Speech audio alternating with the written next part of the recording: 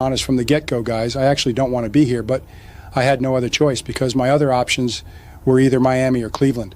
And who the hell wants Tua Tagovailoa or Shitter Sanders as their quarterback? Let's be real. I'd rather go blind than be stuck coaching those two trash cans. And I saw what the Ravens owner Steve Biscuit said about me. I can't wait to destroy that moron's team and Lamar Saxon when we face them. Don't be talking shit behind my back, you little snake. On my mama, I'm going to give Steve these hands when I see him. It's on site, bro.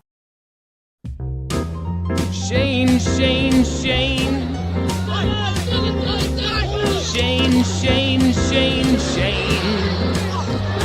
A-L-A-N-Allen.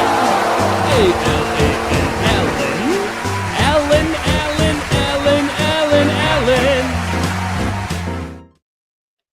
Hey, it's the divisional round. It's getting juicy here in the playoffs. Oh, there's going to be some good stuff. So, Alan, it's getting close. We're what is it?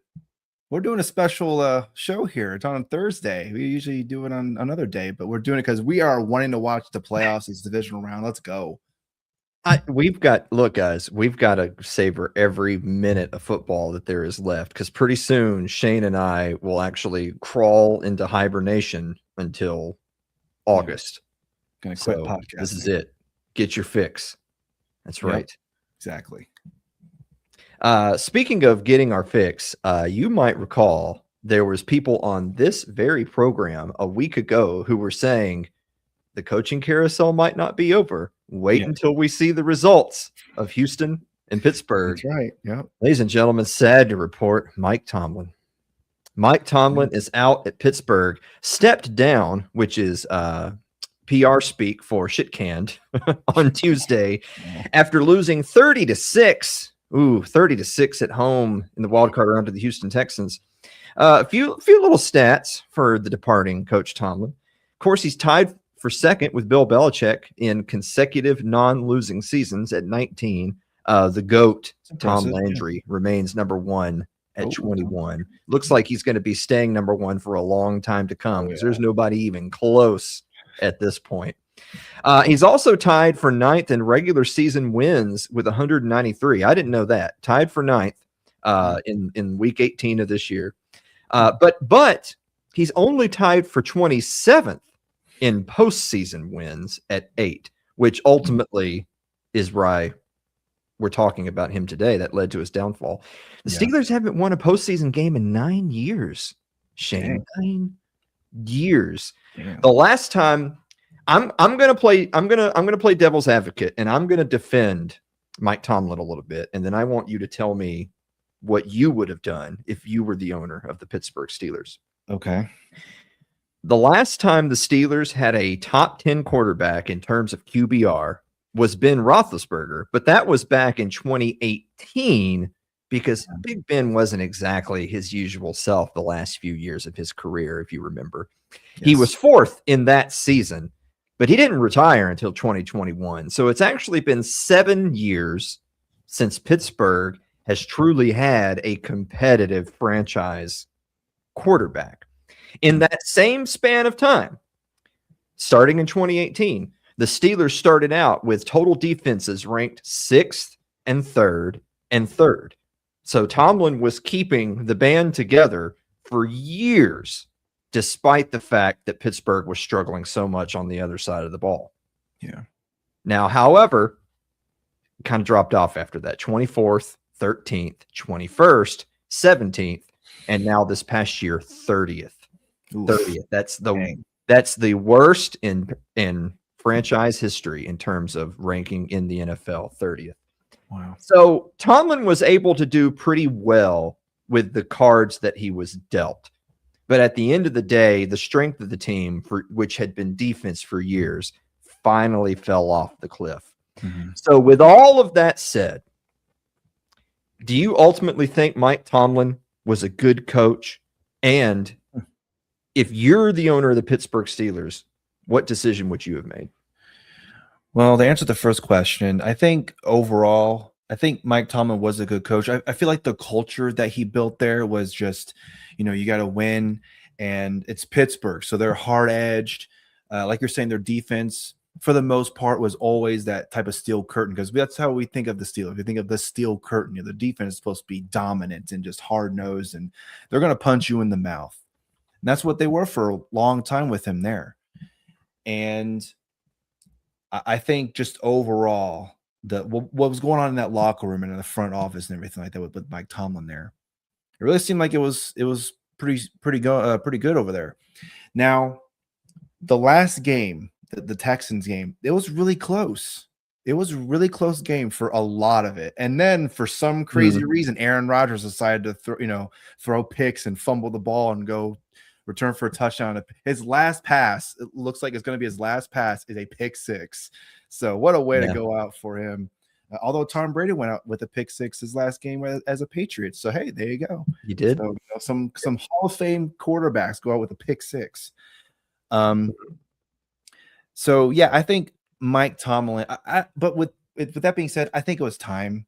I think I've seen the wheels were falling off over there. And you can make the playoffs every single season all you want. But if you're not getting past the wild card round, it's just you're always going to be stagnant. The roof is right there. You've hit the roof. They've never gone past that. Yes, he won a Super Bowl, but he won one Super Bowl. That's it. So, he's a Super Bowl champion, but it was time for him to go. So I would have made the same decision. So you started off by saying he was a good coach, and I agree he was, but the key words was, right? Yeah, it's really hard to be performing at an elite level in pro football for decades. People can do it for a few years, but doing it for decades is hard. There's an old interview going around on Johnny Carson of all places, and the joke that is told there is that there's two types of coaches. There's the ones that have been fired and the ones who are going to be fired. Yeah. And the moral of the story being is that him being fired, just like with Harbaugh, just like with all these other guys, you getting fired doesn't mean, oh, now you're a trash tier head coach. No. He still had 19 consecutive non-losing seasons. That's wow. Look, 99.9% of guys, including the Andy Reids of the world, including a lot of guys, they're never going to scratch that. So it's incredible. But I think ultimately what's damning for him, yes, is the postseason success or lack thereof, but also, again, the defenses. Defense was his side of the ball. The Steelers are known for defense. Look, you and I criticized Baltimore for the same thing. Is that, look, it's like this whole division was built on defense, and then suddenly no one could play defense. And sure enough, both of those teams, I also think it's not by accident that both of these proud franchises both decided to move on in the same year, because it's like both of them don't want to be left in the dust. It's like, hey, if Baltimore is going to be moving on to the future, the Steelers don't want to be left in the past. And that's ultimately why a guy who'd been coaching for going almost 20 years had to go. With that said, Steelers are only now searching for their fourth head coach since the start of the Super Bowl era. Chuck Noll, 69 to 91, Bill Cowher, 92 to 06, Tomlin, 07 to 2025. There's definitely going to be work to do in Pittsburgh, and obviously it's going to depend on who their next coach is, but it's not a mistake that a team that has been consistently good, like the Steelers for decades, also had that kind of consistency in the front office and on the sideline. So I think they're going to be okay, which sucks because I kind of hate the Steelers. But hey, I think they're going to be all right. Moving on to their hated rivals across the way, Baltimore decided to move on from John Harbaugh, and John Harbaugh wasn't even unemployed for a week, and he's moved on. After 18 seasons in Baltimore, he's now poised. It's not, I don't think it's technically 100% official. Maybe they argue over some T's and I's. But he's probably going to be hired as the new coach of the New York Football Giants. Wealth of experience, right? 180 and a 113 regular season record. Obviously, he had the Super Bowl title. So that's something that the Giants franchise has really lacked basically ever since Tom Coughlin walked out the door. And look, there here. Let's talk a little bit about the pros and cons, and we'll do the same thing. I'll let you tell me if you think this is a good move. Okay. For one, Giants have a pretty promising foundation, young talent, defense, linebackers like Abdul Carter, Kayvon Thibodeau. Offense, obviously, you've got Jackson Dart, Cam Scatterbo, Malik Neighbors. Harbaugh is going to have a pretty solid base with which to work. Also, they have pretty good draft capital, including this year's number 5 pick. Also, the NFC East is a little down right now. I mean, the Eagles were the runaway favorite to win the division, and they did, and we saw what just happened to them this past weekend. Mm-hmm. That division's kind of wide open. Harbaugh might be coming into the NFC East at an interesting time. Now, with all that said, it's not like the rebuild's going to be instantaneous. The Giants suck. Let's be honest. Do they have a lot of good young players? Yes. Do they also suck balls? Also, yes. They are a long way from being a serious contender, and the health of those young stars is going to be a factor. I mean, we're sitting here talking about people like Scatterbo and Neighbors. Those guys couldn't finish the season. Yeah. But while it's true that Harbaugh is a proven winner, obviously the reason why he got shown the door is because in his later years, there was definitely a failure to translate that regular season success into playoff runs while having an MVP caliber quarterback, right, in Lamar Jackson. Yes. I think Jackson Dart is a promising young quarterback, but he ain't Lamar Jackson. Maybe he might get there someday. He ain't Lamar Jackson right now. A lot of the issues that led to the end of Harbaugh's tenure were exactly the same issues that led to Mike Tomlin's tenure. There's a lot of symmetry here. Mm-hmm. And maybe worst of all is the power dynamic. Giants general manager Joe Schoen was the chief architect of this Giants team that fell apart. Yet miraculously, the Giants organization decided to save his job while showing former head coach Brian Daboll the door. So I think that for Harbaugh to have success, the Giants are going to have to give him a significant amount of control of the decision-making and of the roster. And frankly, I think they need to give Schoen a pink slip before he can do any more damage. But with that said, okay, you're taking off your Pittsburgh ownership hat. Jesus Christ, you own the Steelers and you're like the richest man in America. Now you're the owner of the New York Football Giants. What do you think? Did you make the right move? Is this a good hire? Well, I mean, it's a flashy move. You know, John Harbaugh is probably I guess Mike Tomlin's also in competition for biggest name out there for head coach. But I mean, just having the name John Harbaugh. Hey, we got John Harbaugh's head. It's like when Jim Harbaugh got hired for the Chargers. Oh my God, we got him. We got Jim Harbaugh. Let's go. And ladies and gentlemen, we got him. Yes. Yeah, we got him exactly.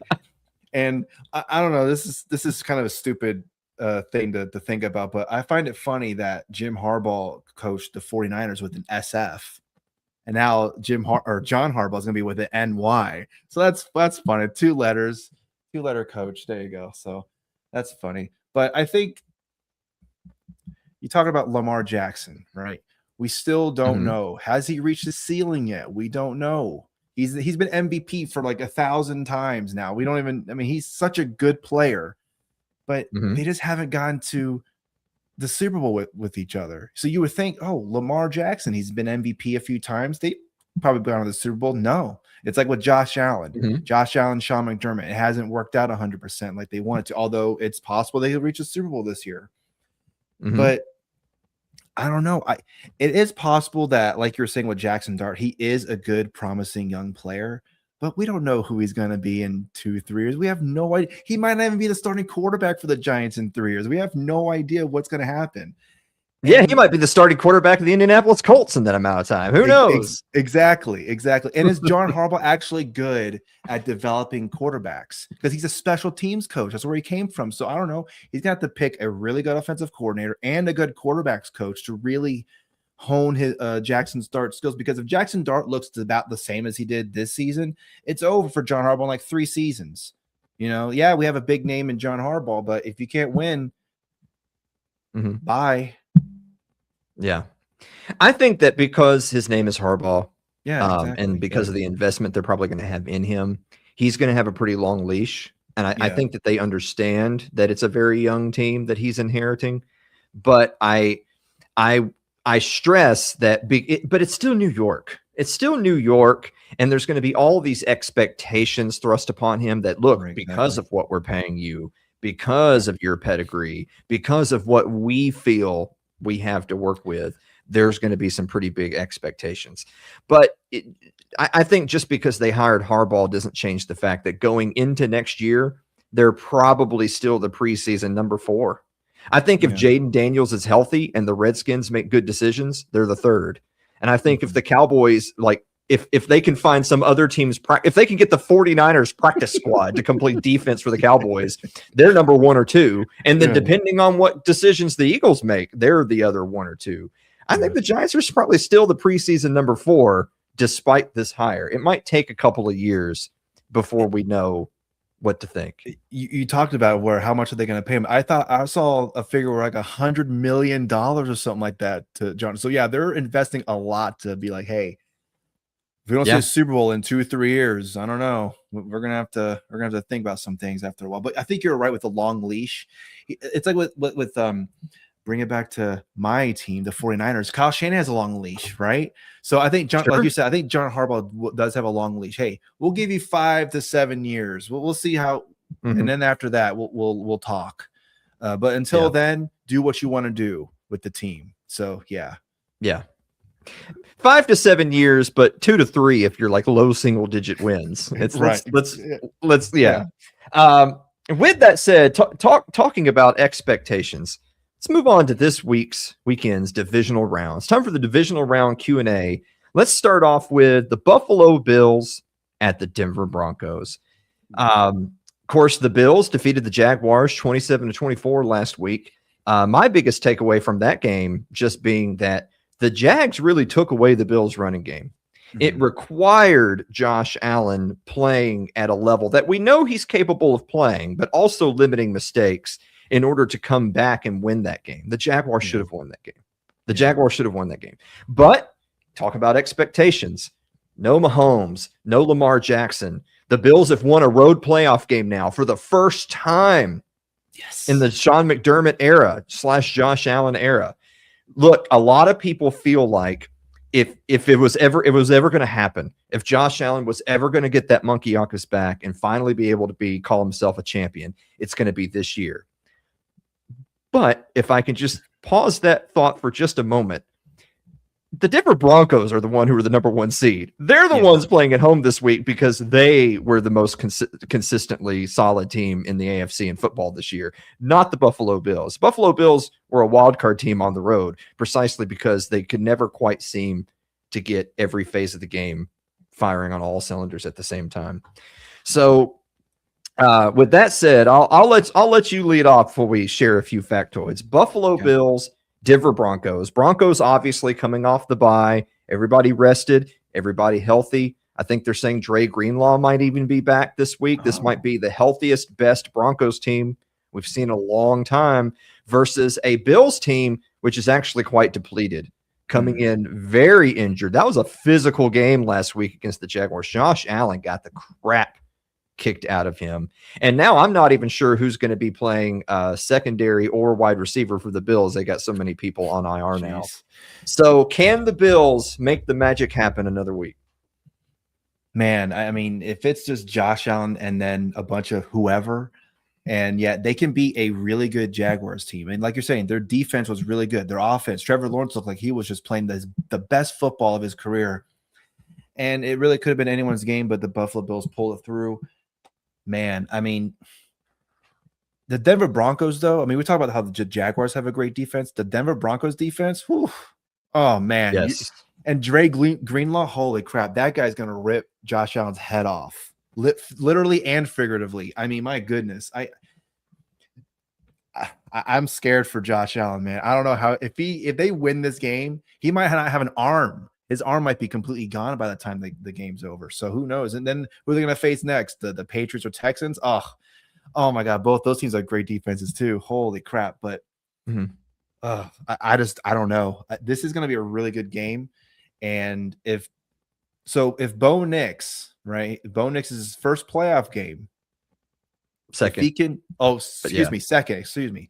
If he can not make any mistakes, I think we're good to go. I think the Denver Broncos have this in the bag. But I mean, this is it, Josh Allen. This is it for you, man. You better get to the Super Bowl, because if not, I don't know what we're gonna say about you.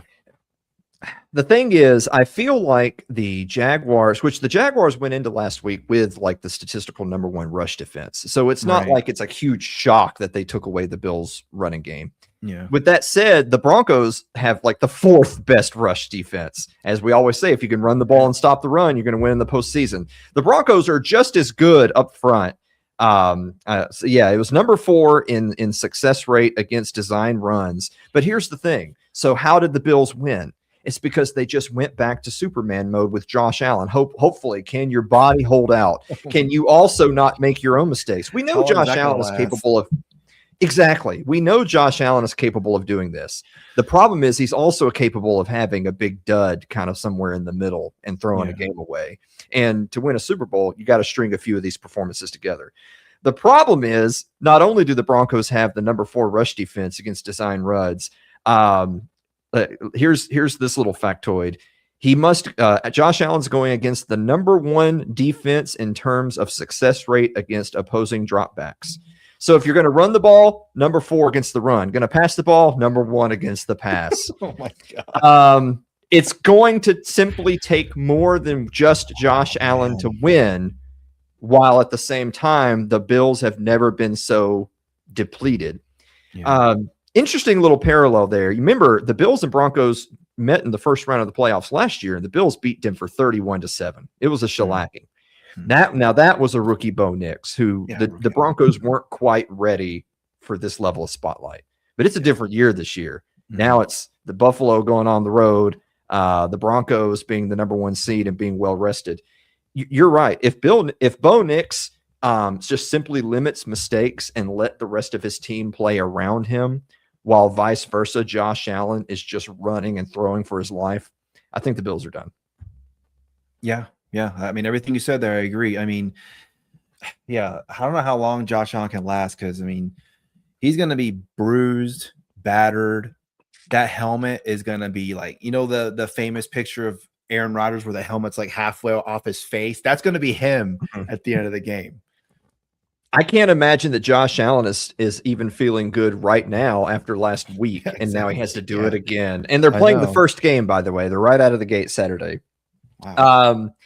Speaking of another team living on a prayer. Yeah, no. Oh my God, the San Francisco 49ers.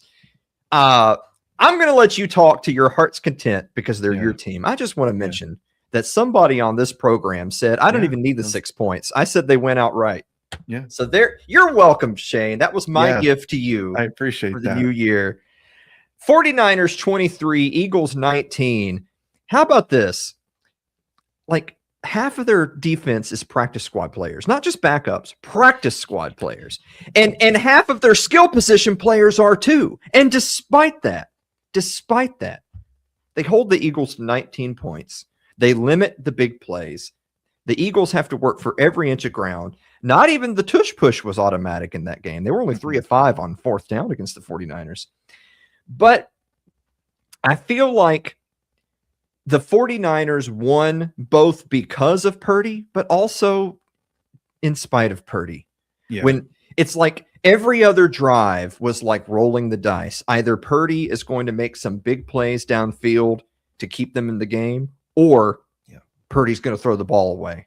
It was every other drive in that game. Ultimately, at the end of the day, Purdy was the one who scored the last big touchdown in the 4th quarter. But it was a lot of defense and trickery and special teams and everything else. And a lot of guys whose names you'd never heard before that put the 49ers in a position to win a 1-score game. So how are you feeling going up against your arch nemesis, the number 1 seed, Seattle Seahawks? Yeah, what's funny about that is, I don't know if you saw, but there's some oblique issues that Sam Darnold's dealing with right now. That's interesting. I did. That's pretty I saw that. I mean, he's going to play. He said he's going to play. But, I saw someone also joking that he's already up. He's already making excuses for if they lose. See, my oblique was hurting. That's why I couldn't throw it right the whole game. But yeah, speaking of the Niners and Eagles game, then when that touchdown that Purdy threw to CMC, when he stepped into the pocket, that defender was right there to just knock his ass out on the ground. But he stepped up, and oh man, every time I see that, I was like, oh, what a heads up play. Now, in terms of this game,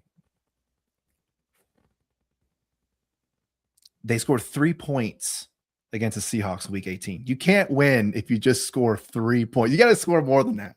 I know I'm saying something so obvious, That's but true. come on. That's true. But to also be fair, the Seahawks scored 13 points. Now, of course, when your opponent's only scoring 3, you can only score 4 points and you win the game. But the last time these teams played in week 1, how many points did the Seahawks score? 13.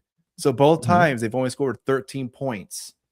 So history is telling you that this is going to be a low scoring game, like 16-10, somewhere like that, something like that. But man, you're talking about practice squad players. Eric Kendricks, who wasn't even on the team a month ago, and Garrett Wallow, who was from the Denver Broncos practice squad, started at linebacker for them. So congratulations to the Niners. Let's go. This is the thing.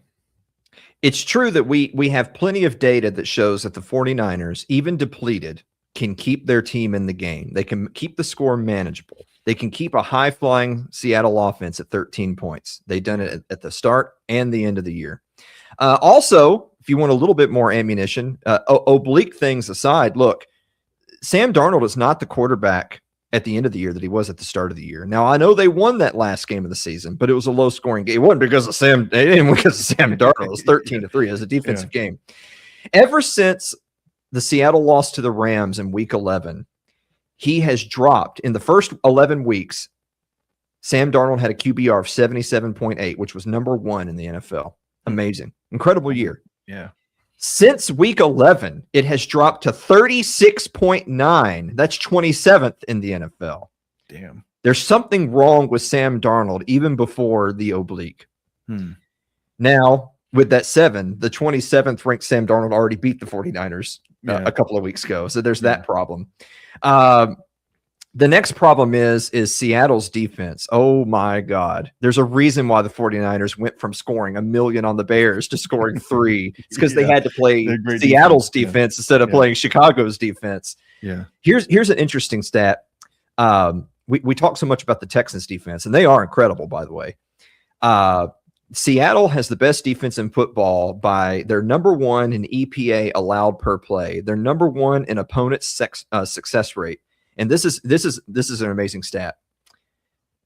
If you're ranking first downs over expectation allowed, that's based on the down and distance. Do you expect it to be a first down?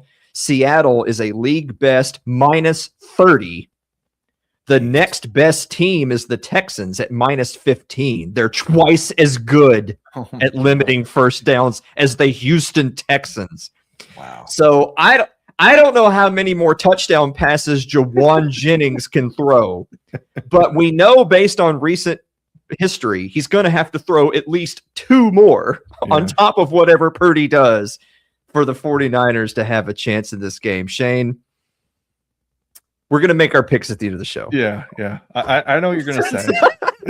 That's all I'm going to say. We're moving on. Speaking of that other amazing defense, oh my God. Houston Texans at New England Patriots. The Texans, of course, won this week 30-6. It was the most convincing win, by the way. I don't know if you're the kind of guy who thinks like a really big performance in the wild card round is indicative of who's going to win it all, or do you think sometimes teams like they peak too soon and now the Texans are going to flame out? Different people kind of have different opinions on that. But Texans 30, Steelers 6. The Texans defense proved in that game that if Stroud just plays mediocre, the Texans win the Super Bowl. Trent Dilfer all over again. CJ Stroud had 4 fumbles, 2 of them of which were lost, and an interception, and they won 30-6. Shane, now the Patriots aren't the Pittsburgh Steelers who just cleaned house and fired everybody and have a bunch of free agents walking out the door, but they did win their game 16-3. So they ironically were the second biggest margin of victory over this past weekend. The Pats defense kind of exposed the Chargers 16-3, but the Chargers defense may have also exposed the Pats just a little bit. So with that being the foundation, Texans, Patriots, what do you think?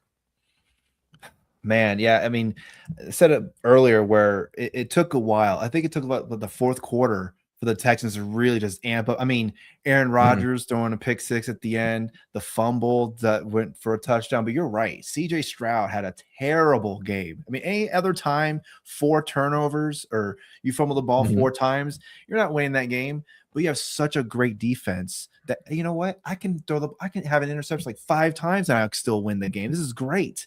Man, CJ Stroud's lucky he has a really good defense because that defense was terrible. He'd be sitting in Cancun right now. Yeah. Boy, I wish I had a terrible defense. Yeah, I know, right? Here's a funny stat since we're talking about the end of the Rodgers era that you mentioned earlier. Yeah. The Texans defense forced this Aaron Rodgers into a QBR of 14.3.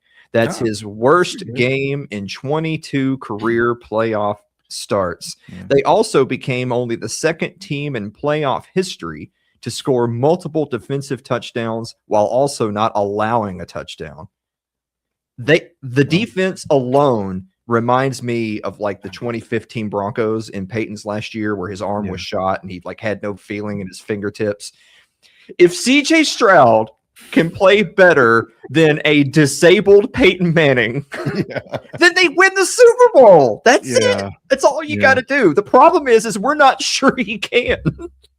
That's the problem. We're not sure he can. The Patriots on the other side, of course, it's going to be in New England. If I do genuinely believe that Foxborough is one of the better home field advantages, especially in the postseason in the cold. I think the Houston plays in Texas, plus they play in a dome. Yeah. So it's going to be a little bit tougher sledding for them. However, that stat line I just read about what the Texans defense did to Aaron Rodgers, Drake May has had an amazing year, but he's also had an amazing year playing like 90% of his games against teams without a pulse. Yeah. Now he gets to play the Texans defense. I think that Drake May had a good enough game to win this past weekend. He put up a lot of yards, but they couldn't close the deal. They couldn't get in the end zone. They really only closed it out like with 9 minutes left in the fourth quarter was when they really took a commanding lead. Whereas in that Steelers game, that was when the Houston defense was just getting warmed up. It was the middle of the fourth quarter. Yeah. So I think that Houston's pass rush going against Drake May is capable of knocking off the Patriots. I'm not necessarily saying they will. I think it's perfectly capable. On the other hand, if it comes down to the guys under center, a year 2 Drake May already seems to be head and shoulders above this multiple year veteran now, CJ Stroud. Yeah. CJ Stroud is now cruising into Justin Herbert territory. Yep. The Patriots made Herbert look like a joke. And Herbert's a veteran. He doesn't get the he plays for the Chargers. Oh, he's still young. That BS is over. He looked like a total accident in the playoffs once again. CJ Stroud has to do better than that, or they're not going to be able to overcome a roster and a defense on the other side of the ball that the Patriots have. With that said, the Patriots weren't able to run the ball particularly well against the Chargers. It was mostly passing attack. With that said, they have the second highest pass rate over expectation during the regular season. And that's going against a Houston team that was statistically the number 2 defense in the NFL that just forced a quarterback into a 14.4 QBR. Well, it's something's got to happen. One of those two things is not going to prove true this week. I mean, Houston Texans pretty much retired a quarterback. I mean, Aaron Rodgers is 58,000 years old, so it was going to happen anyway. But it's over for Aaron Rodgers. Now, for this, I mean, you said it. Drake May, he needs to play lights out against, because Justin Herbert, and you said it too, Justin Herbert always gets, well, what if, if he had this and if he had that. I hear that all the time with Justin. I see it all the time online. Oh, man, Justin Herbert had this and that. And it's just, well, no more, because he's never won in the playoffs. Never. So I don't know what else to do about him. I feel somewhat confident in saying that if CJ Stroud doesn't turn the ball over again in the playoffs, they could win the Super Bowl. Yeah. But if he has a game even remotely like he had against the Steelers, they're done. I don't think that the remaining teams in the playoffs are going to allow them to get away with that. Yeah. Speaking of getting away with it, it shouldn't come as such a huge surprise because the Panthers did beat the Rams like a month ago, but they damn near did it again. They were this close to doing it again. Wow. But the Los Angeles Rams prevailed, and they're now going on the road to play the Chicago Bears. Rams 34, Panthers 31. The only thing I feel like we learned from that game is that Matthew Stafford is going to deserve winning an NFL MVP. Yeah. The problem is that the Rams need him to do nothing less but be an MVP quarterback, or they're going to get bounced. If it wasn't for Matthew Stafford playing at an MVP level, they don't make it past an 8-9 Panthers team. So there was a lot of people that felt like that the Rams were the odds-on favorite going into this thing to win it all, despite ultimately coming in as a wild card team. After that Panthers game, not so sure about that anymore. On the other side, Chicago Bears 31, Packers 27. I feel like it played out the way a lot of us thought it would. The Packers won the first game. The Bears won the second. That was largely because the Packers haven't been the same team late in the season, especially after Micah Parsons got injured. So for the Bears to repeat that performance isn't a shocker. However, I feel like the Bears are going to live or die based on the least accurate quarterback in the NFL amongst starters. Yeah. And he was inaccurate once again. Caleb Williams threw for 50% in that game. He completed 50% of his passes. I just don't see how the Bears beat any serious contender with a quarterback throwing 50%. Yeah. What do you think? Yeah, I mean, you're right. I mean, they played the Packers, though, so the Packers weren't a great team, I guess you could say. So they kind of got lucky on that one. Now, with the Rams, didn't Matthew Stafford hurt his hand? I thought I heard something where he hurt his hand. Something happened with his hand. He sprained his index finger, but he said he's going to be 100% good to go this week. Now, keep in mind, he sprained his finger, and then after that threw like 3 touchdowns. So yeah, far be it for me to judge. Yeah, right. Yeah, so we'll see if that's going to affect him, if at all. But you're right. I think Matthew Stafford should win MVP with just based off that performance with the Panthers. But I mean, the Panthers again. They had no business being there. They just limped into 8-9. I mean, come on, 8-9. It would have been actually embarrassing if the Panthers did beat the Rams. Oh, what, this 8-9 team beat a Super Bowl champ team? Come on, this is crazy. But I think Caleb Williams, if Caleb Williams can complete 60% of his passes, I think the Bears have a good chance of winning. Right. This is what the Bears need to do: is not be trailing 21-3 at halftime. Well, that's a good point. They're one of the best second half teams in the NFL. The fact that they won that game trailing 21-3 at halftime demonstrates that. Problem that's not a good way to make a living. It's not a good way to make a living throwing for 50%. It's not a good way to make a living being trailing 21-3 at halftime. Right. I think ultimately at the end of the day, the Rams have everything going for them. They did give up a lot of points to the Panthers, which is concerning. You'd like to see that defense straighten up a little bit. But Matthew Stafford, Puka Nacua, oh my God. Yeah. And the Bears, look, the Bears have a good running game, and that has helped. Running game and being plus and turnover margin has gotten the Bears to where they are. But in this last game, it required Caleb Williams just magically putting together a couple of drives in the second half to extend their playoff hopes. The Rams aren't the kind of team that are going to allow that. And by the way, the only way you can come back from being down that much in the second half, it doesn't just require you playing better. It also requires the other team playing worse. Green Bay was terrible in that second half. Matthew Stafford, if we learned anything in that Panthers game, the Rams aren't just going to go away in the fourth quarter. They're going to keep putting up points. With that said, a couple of little stats for Chicago fans, because I know I've kind of trashed their hopes. Yeah. So the Rams have not played a playoff game with freezing temperatures at kickoff since 1983. Damn. And the forecast for Sunday in Chicago is 23. I do think that Chicago will definitively have a home field advantage. That's a home last field, week. Last week against Green Bay, look, Green Bay plays in it too, right? Like you're getting to play at home, but it's not like the weather matters because Green Bay has it in Wisconsin. But against the Rams, an LA team who plays in a dome anyway, yes, I do think that this is a genuine home field advantage. Also, the Bears averaged 48% success rate on design runs, which is third best, even though that did drop to 28% against Green Bay.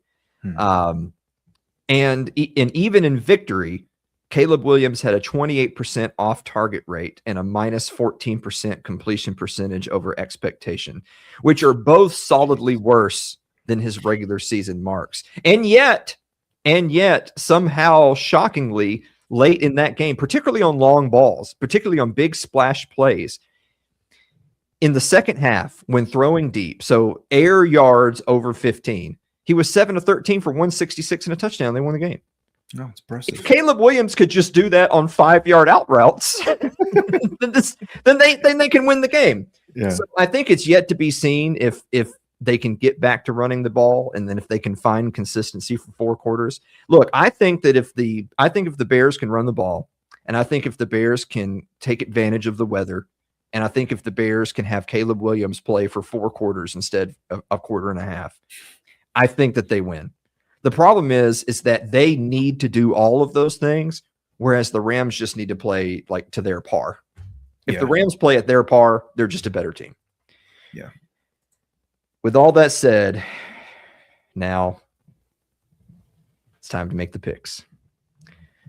We've got 7 more games left in this football season, Shane. 4 this week, 2 next week, and then 1 more. We're going to start with the Buffalo Bills at Denver Broncos. The Broncos are 1.5-point favorites, so they are the favorites, but they're less. If you subscribe to the theory of the home team gets 3, the Broncos only being 1.5 tells me that people think the Bills can do it. People think that this might be Josh Allen's year. I'm not so sure. What do you think? I was just going to say, I think a lot of people have a belief in Josh Allen, and you've been saying it this whole time. No Mahomes, no Jackson. This is it, Josh. You can do this. And Denver Broncos. I mean, come on. So I think Vegas is basically saying we got belief in Josh Allen. He can do this. He's gonna pull this off.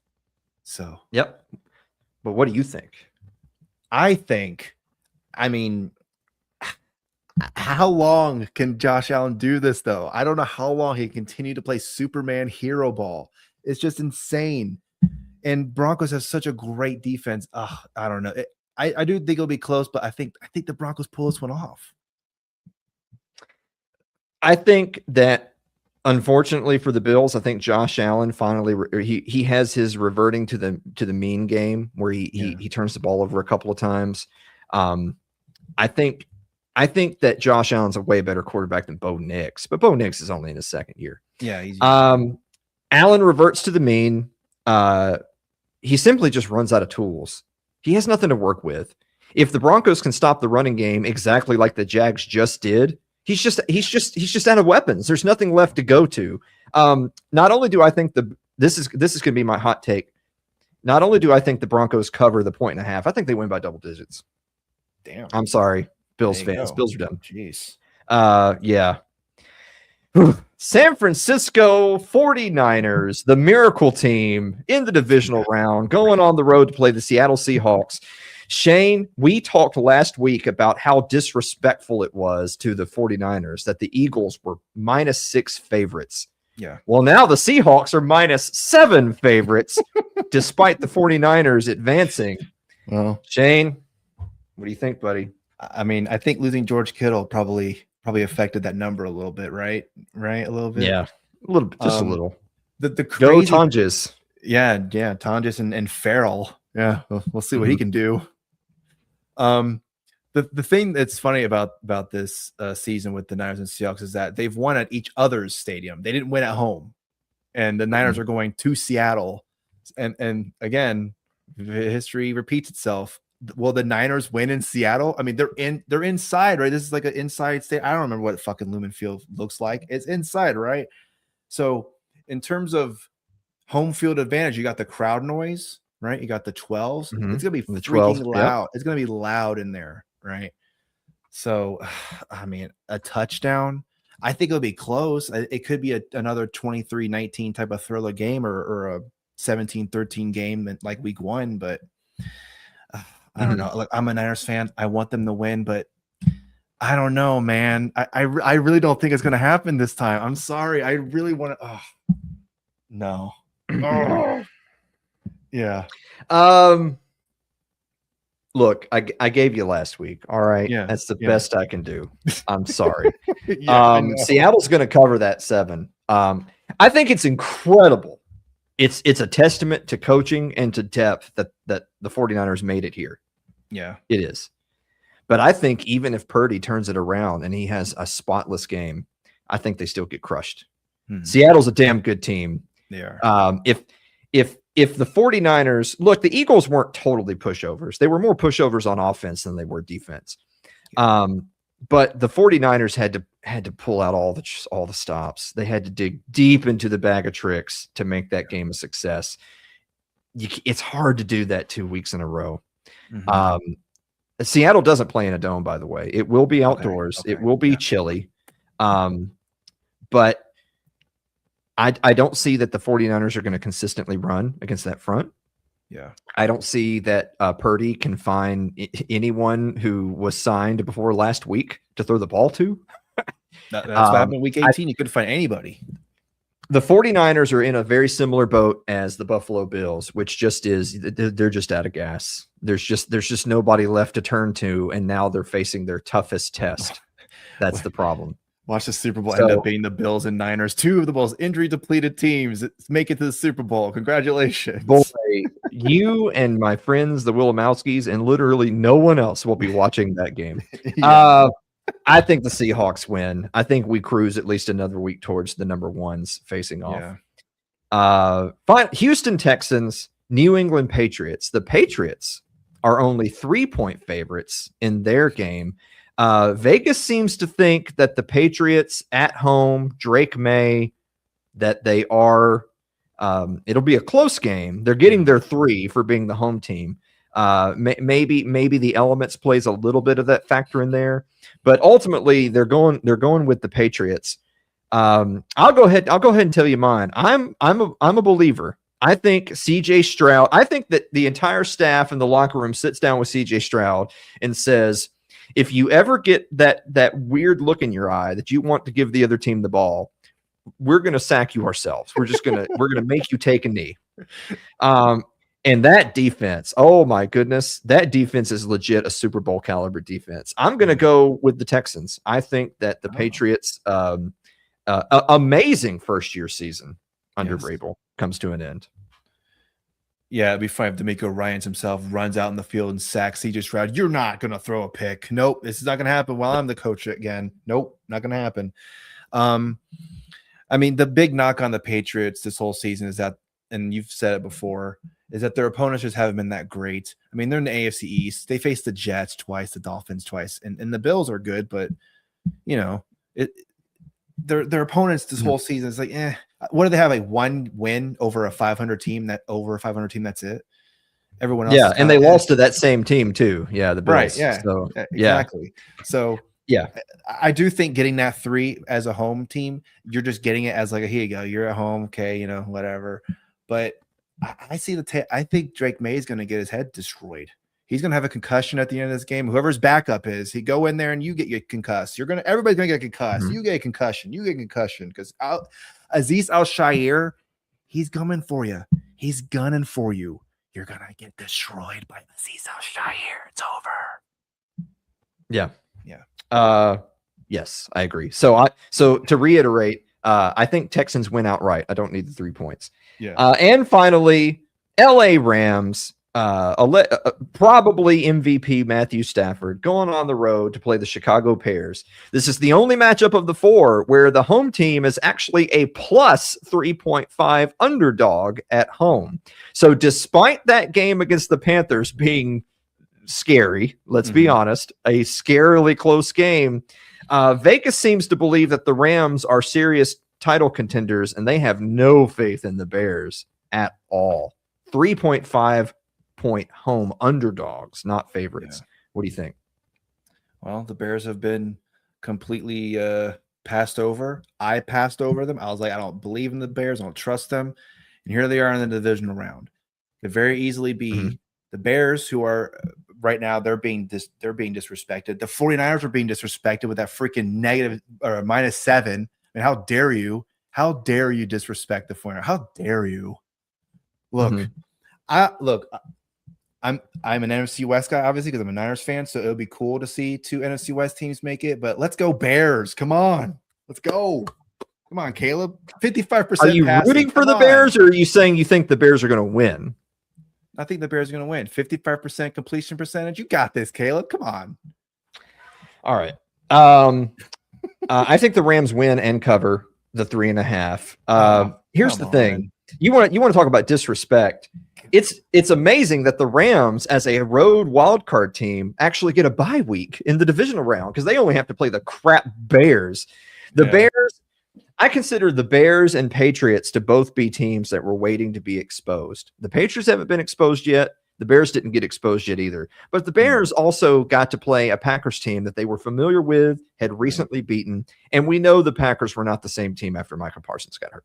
And Jordan Love wasn't playing great either. So now the Bears finally run into a team that's going to expose them. Remember, the Bears, the Bears were in like what, a 98-97 loss to the 49ers a couple of weeks ago. Yeah. Cover your ears when I say this. The Rams are a better team than the 49ers, and they're definitely a more healthy team than the 49ers. If the Bears can't keep up with the 49ers, they can't keep up with the LA Rams. The Bears need that temperature to drop like really fast, like and then they need Caleb Williams. They need Caleb Williams to get a lot of practice at doing this. Ball, hand it off. If they can do that, maybe they have a chance. But the running game wasn't even exactly great this past week either. So that's all the more reason I think the Rams win and cover. And wow, Shane, do you have a final thought? I want to see an NFC West conference championship. Okay. I know I said that I want the Bears to win, but it would be kind of cool to see Rams, Seahawks, or Rams, Niners in the NFC championship game. It would just be nice. You know, the best division in football right now. That's what I want to see. And then with the AFC, you know, I'm rooting for Josh. I hope he can make it through. I know he's probably going to be limping at the end of that, but I want to see. Part of me kind of wants to see that. Bills get this Super Bowl just that one time, just to get a taste of it. I don't know if they're going to, I don't want them to win, especially if it's the 49ers, but just to have a little taste of it, So, yeah, that's my final thought. I hope this good games all around. Let's go. If I were voting with my heart, I'd love to see the Bills win because they've never won one. I'd like for Josh Allen to have that achievement on his list of accolades. I just don't see it. On an equal and opposite perspective. Look, I'm not a Texans fan. I don't have any dog in the fight. But I will say this. If the Texans end up losing this week, despite that defense playing at the level that it plays, and it's because CJ Stroud has 4 fumbles and an interception, they need to have a serious talk in the offseason about doing what the Rams did in the Stafford Goff trade. You got to get that guy out. You got to do whatever it takes. Look, CJ Stroud is still young. There's going to be plenty of teams that think that he's a worthwhile prospect. You send him packing to one of those teams, you bring in a proven winner, and you win you a Super Bowl. If you even win one, it's worth the trade. The Rams proved it. And now, look, years later, the Rams may do it again. Matthew Stafford for CJ Stroud. No. Not literally him. He's busy. Stafford's going to win a Super Bowl and then retire this year. That's what Matthew Stafford's going to do. I don't know. He's always my go-to, but if Joe Burrow played for the Texans, they would win the next 4 Super Bowls. Are you kidding me? If Joe Burrow played for the Texans, it would be like, oh my God, what are we going to do? Make the trade. All I'll say to end is enjoy it. 7 games left, and it's all over. Yep. Go Niners. Let's go. Come on. Alan, I don't have faith with you. I do. I used up all my faith last week. Yeah, I know. But if they win, we're going to look stupid. I'll look stupid.